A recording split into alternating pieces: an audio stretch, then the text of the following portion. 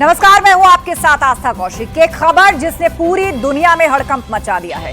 Iran के राष्ट्रपति इब्राहिम रईसी का हेलीकॉप्टर क्रैश में निधन हो गया है, जिसमें उनकी दर्दनाक मौत हो गई। रविवार के दिन यह हादसा हुआ जब रईसी अजरबैजान से लौट रहे थे और इसमें रईसी समेत 9 लोगों की भी मौत हुई है।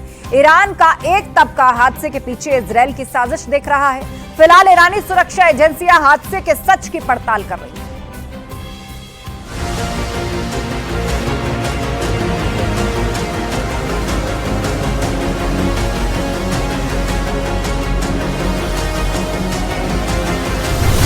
ईरान से आई बहुत बड़ी खबर।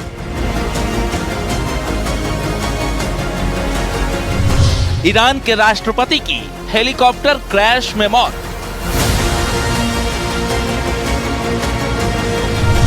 आखिर कैसे क्रैश हो गया हेलीकॉप्टर? क्या खराब मौसम की वजह से हुआ हादसा? के पीछे है बहुत बड़ी साजिश।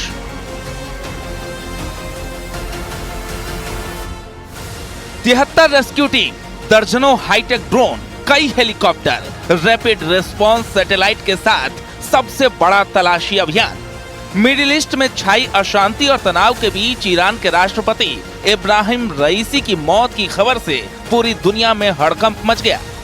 दुनिया भर के टीवी, अखबार, वेबसाइट से सोशल मीडिया प्लेटफॉर्म पर बस एक ही खबर देखी और पढ़ी जा रही है, और वो है ईरान के राष्ट्रपति इब्राहिम रईसी की मौत की खबर।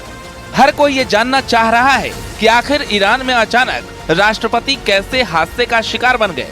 क्या रईसी के साथ हुआ हादसा कोई इत्तेफाक है या फिर इसके पीछे वाकई कोई साजिश छिपी है? पूरी दुनिया जानती है ईरान का अमेरिका और इजराइल के साथ 36 का आंकड़ा है। ईरान और इजराइल का अप्रैल के महीने से विवाद चल रहा है और ईरान का बड़ा तबका हादसे के पीछे इजराइल का षड्यंत्र भी मान रहा है।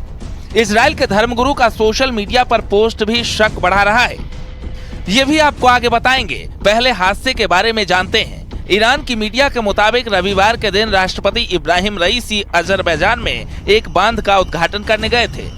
बांध का उद्घाटन करने के बाद वो अपने मुल्क लौट रहे थे, लेकिन ईरान और अजरबैजान की सरहद के पास कुछ ऐसा हुआ कि पूरी दुनिया सन्न हो गई।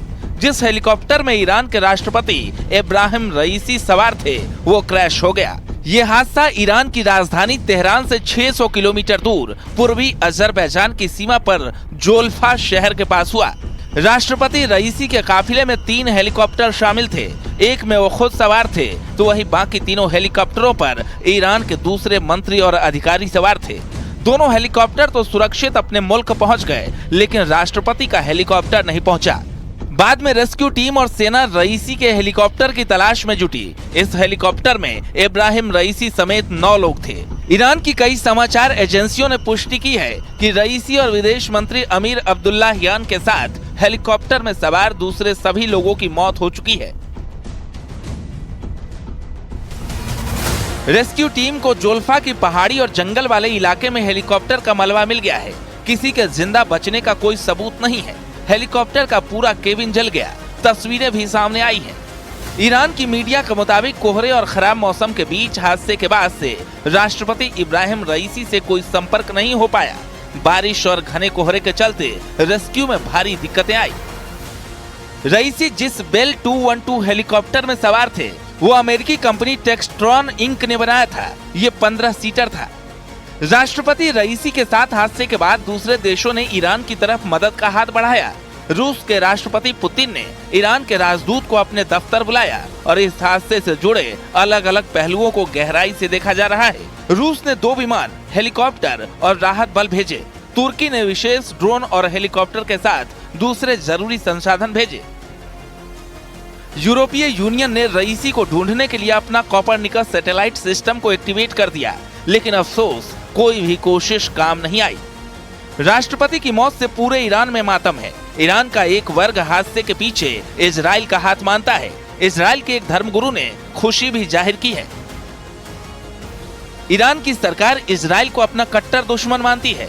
यहूदियों को खत्म करने के इरादे खुलेआम जाहिर करती है। यरूशलेम पोस्ट के मुताबिक धर्मगुरु रब्बी मीर अबुदबुल ने सोशल मीडिया पर एक पोस्ट में भड़काऊ बयान जारी किया है।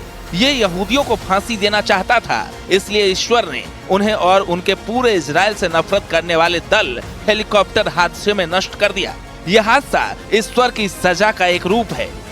यही वजह है कि ईरान के राष्ट्रपति के साथ हुए हादसे को दुनिया महज एक इत्तेफाक नहीं मान रही। हालांकि इजराइल ने हादसे के पीछे अपना हाथ होने से इनकार किया है।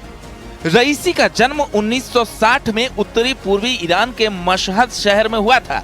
रईसी के पिता एक मौलवी थे। रईसी का शुरुआत से ही धर्म और राजनीति की तरफ झुकाव रहा। वो ईरान के कट्टरपंथी नेता और देश के सर्वोच्च धार्मिक नेता आयतुल्लाह अली खुमैनी के करीबी थे। साल 2021 में ईरान के राष्ट्रपति चुने गए।